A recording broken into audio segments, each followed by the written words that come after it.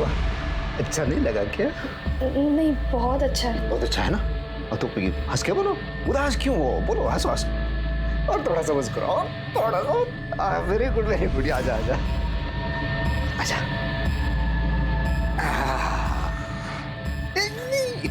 इतनी जल्दी बिस्तर पे नहीं, मैं अभी आया।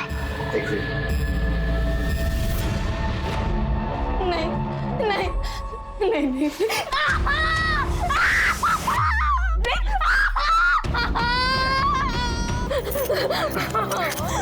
नहीं, मुझे छोड़ दो, मुझे छोड़ दो। नहीं,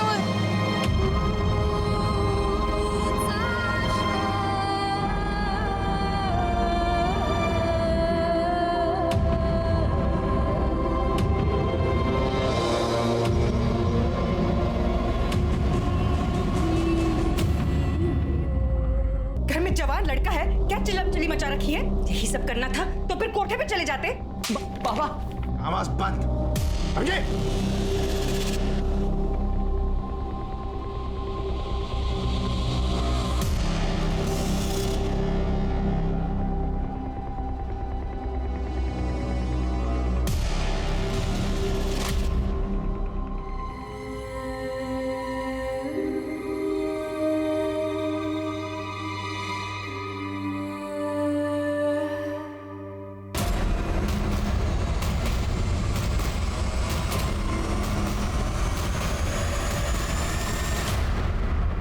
अंकल नहीं, अंकल।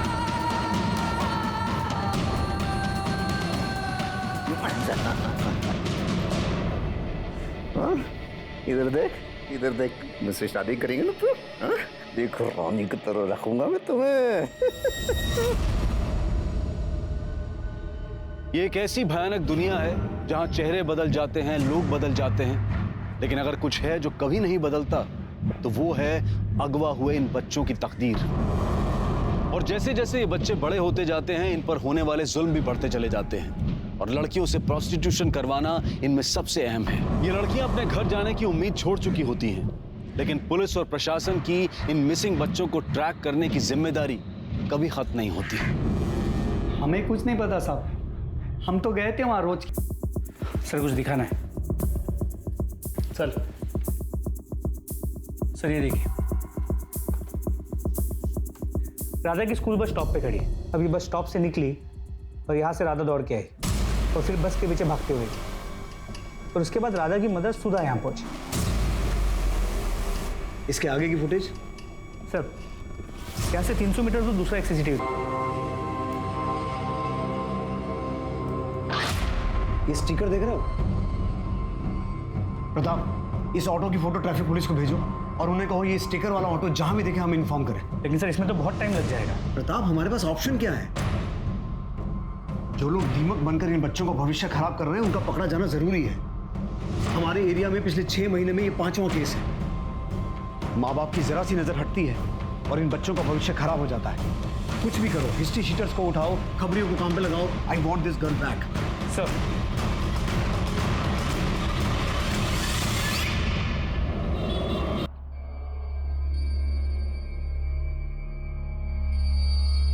दूध रखो आप।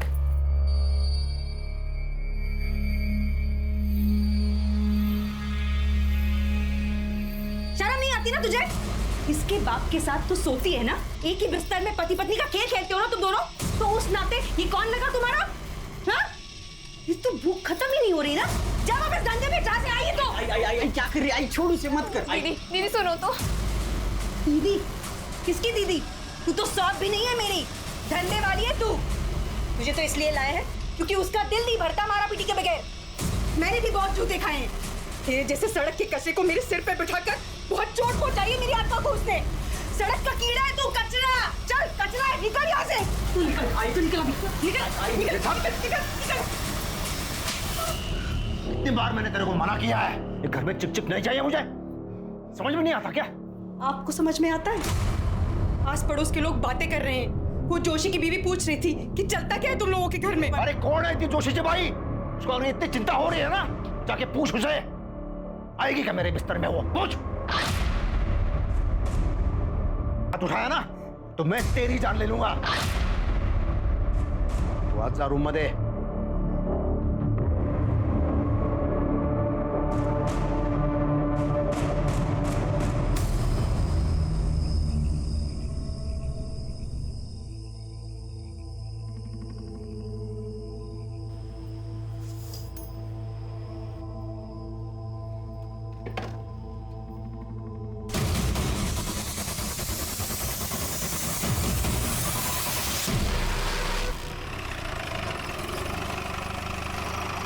सर ट्रैफिक पुलिस का कॉल आया था। उन्होंने एक सस्पिशियस ऑटो को जब्त किया है जिस पे ठीक उसी तरह का स्टिकर था जैसे राधा को किडनैप करने वाली ऑटो पे था। ये बच्ची कहाँ है? वो मैं नहीं जानता साहब, मैं तो पहली बार देख रहा हूँ इसे। पहली बार देख रहा है? ये बच्ची किडनैप हुई है और अगर तूने किडनैपिंग नहीं की तो तेरे ऑटो से इसकी चेन कैसे मिली? और हमने सीसीटीवी फुटेज में देखा है इस बच्ची की किडनैपिंग तेरे ऑटो से ही हुई है। अब बोलेगा या पहले हाथ पैर तुड़वाएगा फिर बोलेगा? भाग। अरे साहब, अरे साहब, अरे साहब, अरे साहब, अरे बताता हूँ, मैंने किडनैपिंग नहीं की है साहब। मैं बस उन लोगों के लिए ड्राइविंग करता था साहब, जिसका वो लोग मुझे एक दिन का 10,000 रुपए देते थे। बाकी इस बच्चे को मैंने नहीं उठाया साहब, और वो उसे कहाँ लेके गए मैं नहीं जानता हूँ साहब। उन लोगों का नाम पता हुलिया एक एक डिटेल बता और सब कुछ ठीक ठीक। जरा सी भी होशियारी की ना तो उल्टा टांग के नंगा करके मारूंगा। जी सर। सर सावेवाड़ी में मर्डर हुआ है।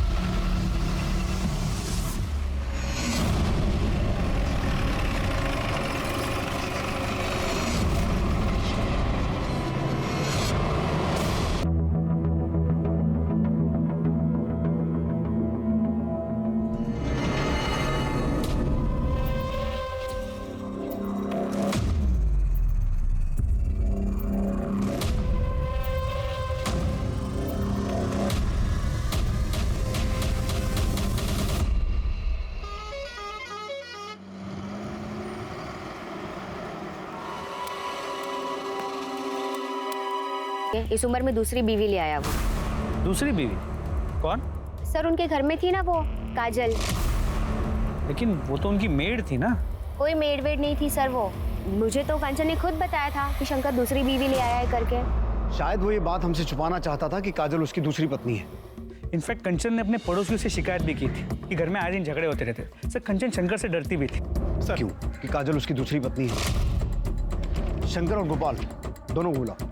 सर कोई पत्नी नहीं है सर, बेकार की बातें कर रहे हैं। अच्छा, सब बेकार की बातें कर रहे हैं? तुम्हारे घर से हर रोज रोने चिल्लाने की आवाजें आती थी, मारपीट होती थी, लड़ाई झगड़ा होता था। एक जवान औरत को तुमने अपने घर में रखा हुआ था। सर मेड थी, वो घर के सब काम करती थी। तू बोल। सर ये भी तो वही बोलेगा ना, मेड थी तो थी।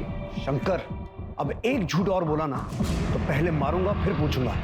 हमें सब पता है काजल तेरी पत्नी थी, तेरे शारीरिक संबंध थे उसके साथ, और ये बात तेरी पहली पत्नी कंचन को पसंद नहीं थी।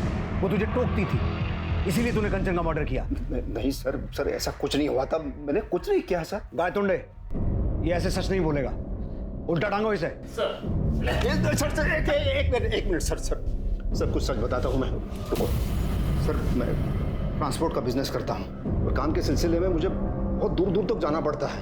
कभी बहुत थक जाता हूँ तो फिर थोड़ा सा रिलैक्स होने के लिए सर मैं वहाँ भी चला जाता हूँ। वहाँ कहाँ? धंधे वाली के पास। सर उस काजल पे तरस खा के मैं उसे अपने घर ले आया था। सोचा था उस नरक से निकाल के मैं उसे एक अच्छी जिंदगी दूंगा, लेकिन सर उसने मेरी पत्नी को ही मार डाला सर। काजल को कहाँ से खरीदा? सर वो हरियाणा से, हाईवे पे एक रेड लाइट एरिया है वहां से। कितना पैसा दिया? 3 लाख रुपए। ट्रैफिकिंग का चार्ज लगाओ इस पर।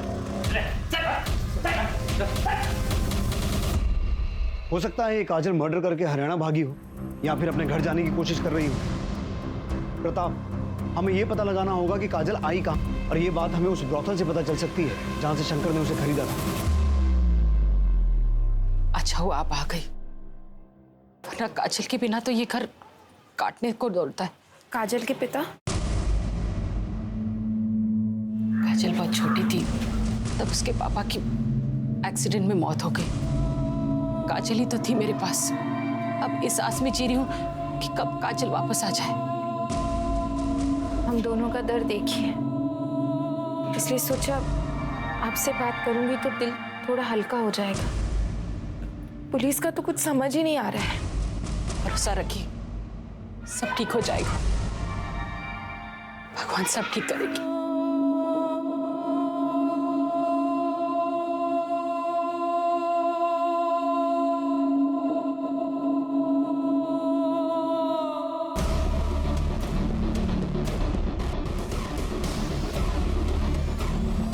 हाँ सर, यही है।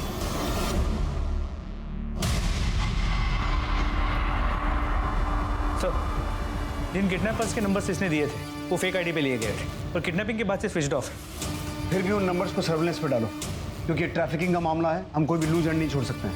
और ये उन किडनैपर्स के स्केच, ये स्केच हर जगह सर्कुलेट करवाओ। सर इसी एरिया से मैंने उसको खरीदा था। प्रताप, पूरी टीम को ऊपर बुलाओ।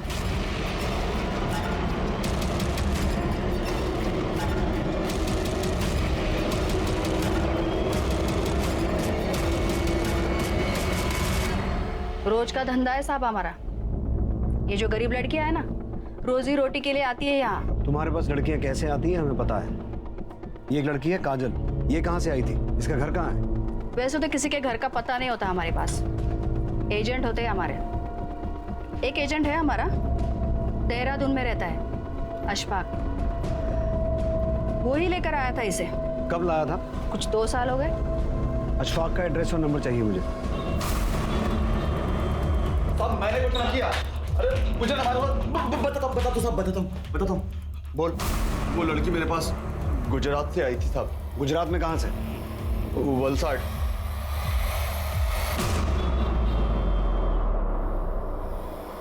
कौन है ये, पहचान नहीं पा रहा।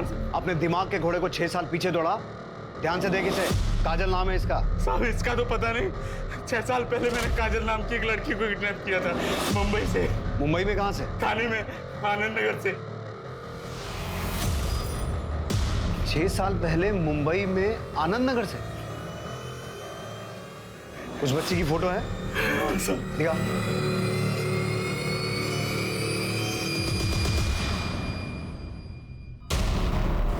प्रताप, काजल की मां आनंद नगर में रहती है और काजल पिछले 6 महीने से मानपाड़ा में शंकर के घर पे थी।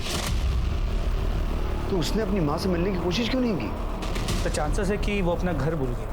हो तो सकता है प्रताप, पर मुझे इस बात पे डाउट है, क्योंकि जब काजल किडनैप हुई थी वो 12 साल की थी और 12 साल का बच्चा इतना छोटा नहीं होता कि वो भूल जाए। तो फिर ये हो सकता है कि पिछले कुछ सालों में उसने इतना कुछ देखा है, उसे लगा हो कि क्योंकि वो अभी प्रोस्टिट्यूशन में थी, अपने पुरानी जिंदगी में नहीं जा सकती। हो सकता है।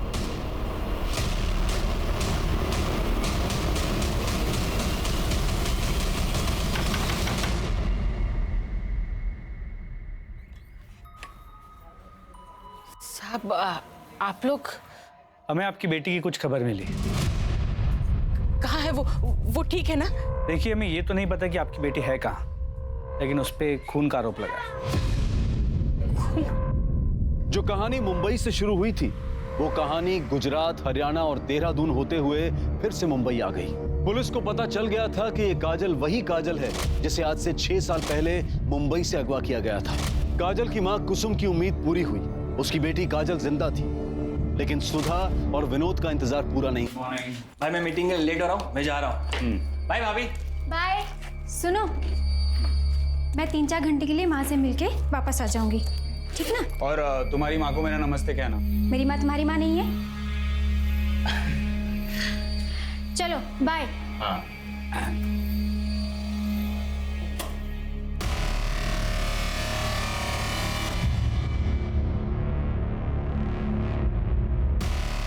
हेलो अनिकेत जी, कैसे हैं आप? हाय, सुन ना, एक अच्छी सी लड़की भेज देना, मैं 2-3 घंटे के लिए फ्री हूँ। मैंने पहले ही कहा था, यहाँ एडवांस बुकिंग होता है। क्यों अचानक से आप मांगोगे तो कहाँ से देंगे? पर कोई भी भेज दे यार, चलेगा, मैं डबल देने के लिए तैयार हूँ, ठीक है? ठीक है, मैं देखती हूँ आपके लिए क्या कर सकती हूँ।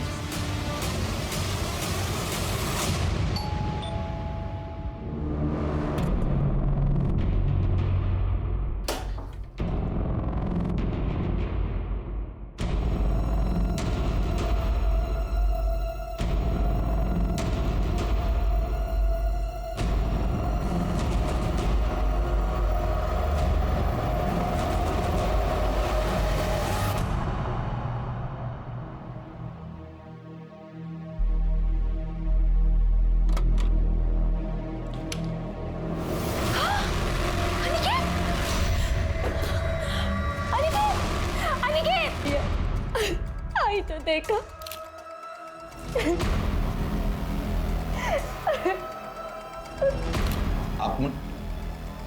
अनिकेत का छोटा भाई हूँ। आप भी यहीं रहते हो?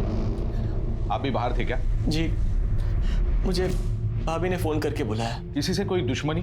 जी नहीं, भैया स्टॉक ब्रोकर थे, घर से ही काम करते थे, किसी के साथ झगड़ा भी नहीं था उनका। फिर भी भैया। कौन कौन आया था यहाँ? पता नहीं साहब, मैं टॉयलेट गया था। यहाँ की सीसीटीवी फुटेज कलेक्ट कर लो। सर।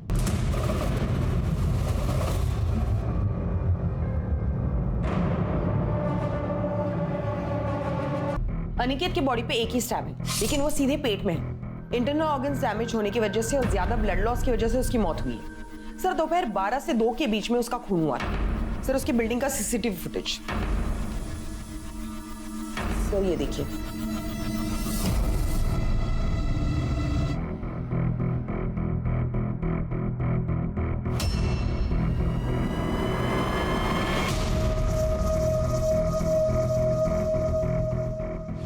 यतीन तो कह रहा था कि शीतल के कॉल करने के बाद वो वहां गया था। भाभी ने फोन करके बुलाया, लेकिन फुटेज में साफ दिखाई दे रहा है वो पहले ही वहां गया था और काफी देर तक सोसाइटी में अंदर ही था।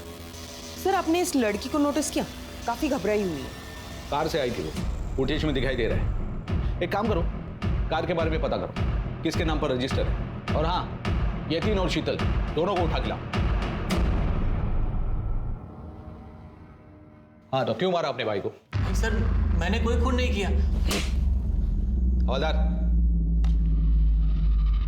तो इस सीसीटीवी फुटेज में क्या तेरा भूत घूम रहा है तेरी भाभी आने से पहले? जी सर, मैं आया था, मैंने दरवाजा खोलने की बहुत कोशिश की पर दरवाजा अंदर से बंद था। लेकिन तू सोसाइटी के बाहर नहीं गया? जी सर, मैं ऊपर स्टेयरकेस पे स्मोक कर रहा था, तभी भाभी आए, इन्होंने दरवाजा खोला और इनकी चीख सुनकर ही मैं नीचे आया। ऐसा भी हो सकता है ना कि यतीन घर पे गया होगा, इसका अपने भाई के साथ झगड़ा हुआ होगा और फिर इसने अपने भाई का खून किया होगा। उसके बाद स्टेयरकेस पे जाके स्मोकिंग की होगी, फिर आप आए और आपने अनिकेत की बॉडी देखी। सर आप ये सब क्या कह रहे हैं? ऐसा कुछ भी नहीं हुआ था। हवलदार, इस औरत को जानते हो? नहीं सर। सर, अभी भी बेलापुर पुलिस ने एक वीडियो वायरल किया है। एक खून में एक लड़की सस्पेक्ट है। ये उसी लड़की का वीडियो है। सर, ये लड़की काजल जैसी लग रही है। ये काजल ही है। प्रताप, बेलापुर पुलिस को ये केस हमारे यहाँ ट्रांसफर करने के लिए रिक्वेस्ट भेजो। ओ सर। लक्ष्मी, इस महीने की 17 तारीख का सुबह 11 से 1 बजे का शुभ मुहूर्त है इन दोनों के ब्याह का। एक बार तेरे छोरे का ब्याह हो गया ना तो इसकी हालत में भी सुधार होगा। जी महाराज। बस शादी तक जग्गी को समझाना। याद है ना पिछली वाली के साथ क्या किया था इसने? जी हाँ महाराज। अनिकेत मर्डर केस जिसमें काजल एक प्राइम सस्पेक्ट है, उसकी एक नई लीड मिली।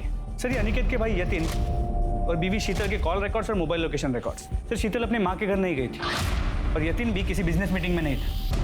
इनफैक्ट ये दोनों साथ में थे। 2 घंटे तक इनकी मोबाइल की लोकेशन सेम है और उसके बाद दोनों की मोबाइल की लोकेशन एक साथ अनिकेत के घर की तरफ मूव करती है। 2 घंटे तक दोनों साथ में थे और झूठ पे झूठ बोले जा रहे हैं। उठा के लाओ दोनों को। सर, आपने तो कहा था कि जिस दिन अनिकेत का मर्डर हुआ था आप उस दिन अपनी माँ से मिलने गई हुई थी और आपकी माँ अंधेरी ईस्ट में रहती है। जी सर। लेकिन आपकी मोबाइल लोकेशन तो बता रही है कि आप बेलापुर से बाहर गई नहीं। ये आप क्या कह रहे हैं? सच कह रहा। और यही नहीं, हमें यह भी पता है कि आप कहां थी और किसके साथ थी। कब से अफेयर चल रहा तुम दोनों का? पिछले 1 साल से सर।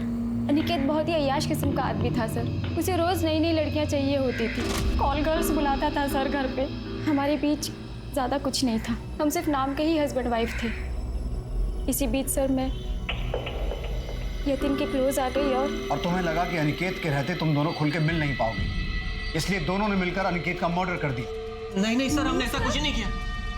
उस दिन शीतल मुझसे मिलने होटल आई थी, हमने थोड़ा सा साथ में टाइम स्पेंड किया। फिर मैंने शीतल से कहा कि पहले मैं घर जाता हूँ, तुम आधे घंटे बाद आना ताकि भाई को शक ना हो। फिर मैं घर पे गया तो दरवाजा पहले से ही अंदर से बंद था, भाई दरवाजा ही नहीं खुल रहे थे। यतीन को लगा कि अनिकेत किसी लड़की के साथ अंदर होगा सर। हेलो हाँ शीतल, आई एम श्योर अनिकेत अंदर किसी के साथ है। इस बार तुम उसे रंगे हाथ पकड़ सकती हो और तुम उसे आसानी से छोड़ पाओगी। ठीक है, मैं अभी आ रही हूँ, अभी आ रही हूँ मैं। लेकिन सर जब मैं आई तो डोर बाहर से बंद था। नहीं शीतल, दरअसल यतिन ने काजल को घर से निकलते हुए देख लिया था। उसने ये बात तुम्हें बताई, तुम्हें गुस्सा आया, तुम गुस्से में घर आई और तुम दोनों ने मिलकर अनिकेत का मर्डर किया। यही हुआ था ना? नहीं सर, ऐसा कुछ नहीं हुआ सर। प्रताप, इन दोनों से अपने तरीके से पूछताछ करो। सर हम सच कह रहे सर, हमने कुछ नहीं किया सर। सर उस कार का पता चल गया जिसमें काजल अनिकेत के पास गई थी। सर वो कार किसी दिशा नाम की औरत के नाम पर रजिस्टर है जो लड़कियां सप्लाई करती है। काजल कहाँ है? पता नहीं सर, उसकी काफी दिनों से कोई खबर नहीं है। तुम कैसे जानती हो काजल को? उससे भी प्रोस्टिट्यूशन करवाती थी? नहीं साहब, वो तो कुछ दिन पहले मेरे घर पे सिर्फ मेड का काम करने आई थी। तो फिर तुम काजल के साथ अनिकेत की सोसाइटी में क्या कर रही थी? लड़कियां सप्लाई करती थी उसे? काजल को भी सप्लाई किया था? नहीं सर। विनीता, सर बताती हूँ, मैं ही लेके गई थी उसे वहाँ। काजल का नंबर है तुम्हारे पास? हाँ, मैंने उसे एक फोन दी थी, कही थी काम हो जाए तो मुझे कॉल करे, पर वो फोन ही नहीं उठा रही है। प्रताप, इससे काजल का नंबर लो और फोन ट्रैक करो।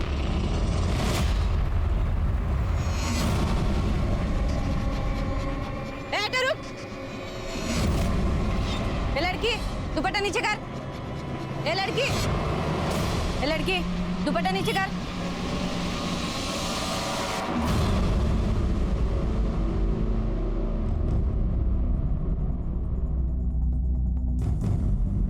काजल, ये सब क्यों किया तुमने? मैं जानता हूं बचपन से ही तुम्हारे साथ क्या क्या हुआ है और मुझे उस बात का अफसोस भी है, लेकिन तुमने भी जो किया वो सही नहीं था। तुम तो खुद एक औरत हो ना, बावजूद इसके तुमने एक दूसरी चाहत। साहब, हमारी जैसी अभागनों की कोई चाहत नहीं होती। मेरी तो पूरी जिंदगी एक भयानक सपना बनकर रह गई, कभी कुछ सही नहीं हुआ। तो कंचन को मार के सब सही कर लिया तुमने? नहीं सर, हमने कंचन दी को नहीं मारा। तो फिर किसने मारा?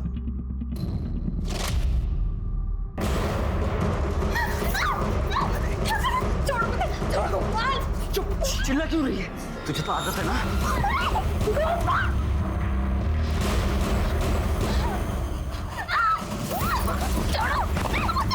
ऐसे कैसे छोड़ दूं? इस टाइम के लिए छोड़ इसे, छोड़ो उसे, कुमार, छोड़ो। शर्म नहीं आती तुझे? बाप की तरह लड़कीबाजी करेगा तू? लड़कीबाजी करेगा? और तू, तुझे भी शर्म नहीं आती ना? मेरे पति को तो मुझसे छीन लिया, अब बेटे को भी छीन रही है तू? गंदी नाली का कीड़ा, निकल जा यहाँ से। आई, मेरे को मारेगी?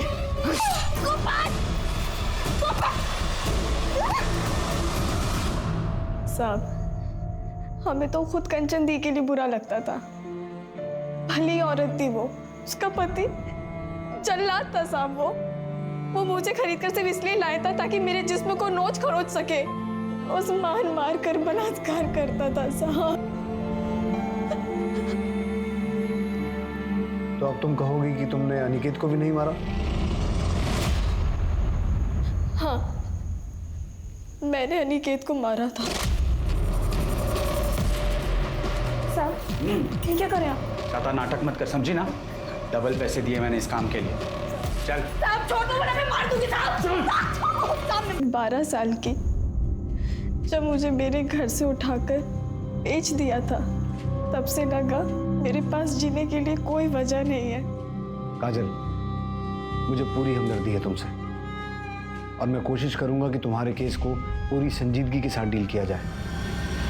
पुलिस ने गोपाल को हिरासत में लिया और तलाशी में उसके पास से वो जेवर भी बरामद हुए जिसकी चोरी का आरोप गोपाल ने काजल पर लगाया था।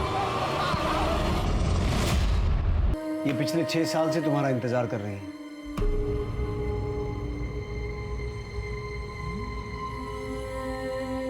काजल, काजल बेटा, तू कितनी बड़ी हो गई है, तू ठीक है ना? ठीक है ना? दूर हटो हमसे।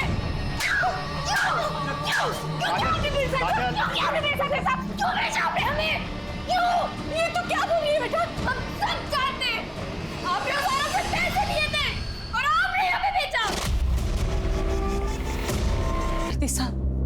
गरीब हूं या खुद का पेट नहीं भर सकती, इसके लिए मैं सब कुछ कैसे कर पाती। तो बेटी को भेज दिया।